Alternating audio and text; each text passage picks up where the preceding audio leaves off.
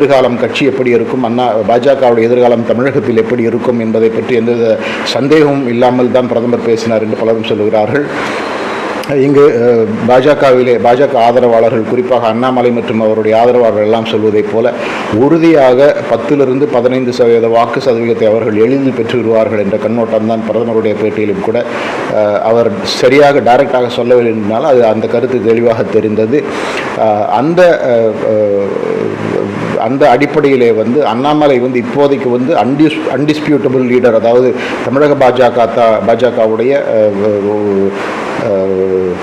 தலைவராக யாராலும் மாற்ற முடியாமல், யாராலும் கேள்வி கேட்க முடியாமல் ஒரு நிலையில் தான் இருப்பார் என்பது உறுதியாக தெரிகிறது. மிக மிக முக்கியமான ஒரு சுவாரஸ்யமான விஷயம் பிரதமருடைய அந்த பேட்டி, அதாவது அந்த டோன் அண்ட் டெனர். பிரதமர் அண்ணாமலையை பற்றி புகழ்ந்து பேசியது, பாசத்தோடு பேசியது, இவற்றையெல்லாம் பார்க்கும் பொழுது கோயம்புத்தூர் நாடாளுமன்ற தொகுதியில் அண்ணாமலை